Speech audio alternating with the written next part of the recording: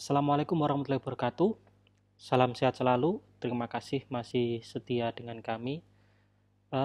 Pada kesempatan hari ini kita akan sampaikan sedikit terkait dengan update dari Directory of Open Access Journal. Jadi pada tanggal 8 Juli 2021, Clara beremail kepada seluruh volunteer and ambassador terkait dengan beberapa perubahan yang dilakukan di website DOAJ. Yang pertama terkait dengan update logo di DOAJ, dan teman-teman semua sudah melihat ada perbedaan sebelum dan sesudahnya.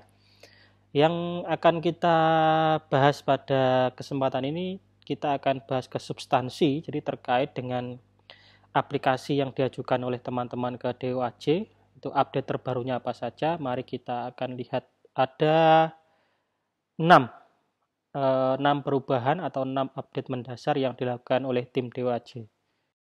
Nah, update terbaru dari DOAJ itu ada 6. Yang pertama terkait dengan iklan. Jadi karena jurnal itu dikelola secara elektronik, memanfaatkan website, kemudian apakah jurnal boleh menerima iklan? Pada prinsipnya jurnal boleh menerima iklan. Jadi akan tapi DOAJ tidak akan menerima jurnal yang iklannya mengganggu. Mengganggu siapa? Mengganggu pembaca. Gangguannya di mana? Mungkin di kontennya. Jadi fokusnya mungkin iklannya hanya iklan berjalan kecil dan lain sebagainya. Tapi jika teman-teman ragu, ya lebih baik tidak pakai iklan di web jurnalnya. Kemudian yang kedua itu terkait dengan impact factor. Jadi impact factor itu yang dimaksud bagaimana? Banyak pengelola jurnal di Indonesia khususnya ataupun di berbagai wilayah, di situ dia menampilkan banyak sekali list indexing. Jadi list indexing, jadi ada indexing A, B, C, D dan seterusnya. Hati-hati teman-teman ketika teman-teman nanti memasukkan list indexing yang menuliskan impact factor. Karena DOAJ hanya mengakui impact factor yang berasal dari Clarivate. Nah, itu terkait dengan impact factor. Yang ketiga terkait dengan bahasa. Ya, bahasa. DOAJ tidak mengharuskan bahasa atau informasi yang ada di website. Jadi informasi yang ada di website tidak diharuskan dalam bahasa Inggris. Akan tetapi apabila teman-teman menggunakan dua bahasa atau bilingual atau dua bahasa dan seterusnya, ditranslate informasinya ke bahasa lain untuk mempermudah calon penulis, maka sarannya adalah jangan sampai ada perbedaan informasi karena alih translate bahasa. Ya. Jadi karena alih translate bahasa. Yang kedua, kita akan meluruskan bahwa bahasa yang dimaksud itu bukan bahasa artikel. Ya, tapi informasi yang ada di websitenya. Kalau bahasa artikelnya mau pakai full bahasa Indonesia boleh, full bahasa Inggris juga boleh, bahasa Perancis boleh.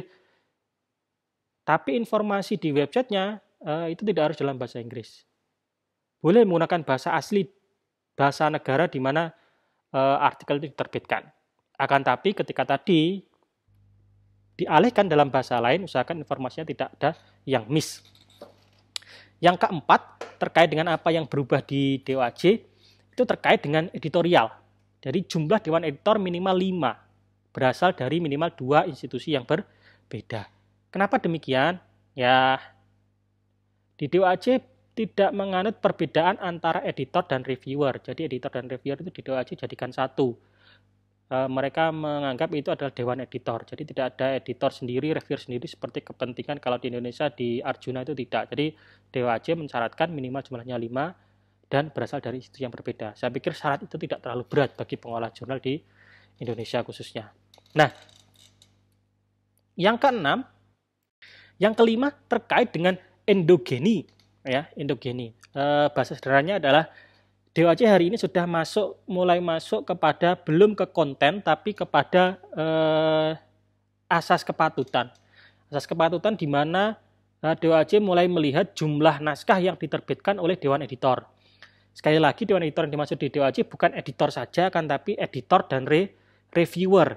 Jadi jumlah naskah yang diterbitkan oleh editor dan reviewer di jurnal yang diajukan aplikasinya ke DOAJ minimal dalam 2 tahun terakhir, 2 isu terakhir, mohon maaf, dalam 2 edisi terakhir adalah 20%.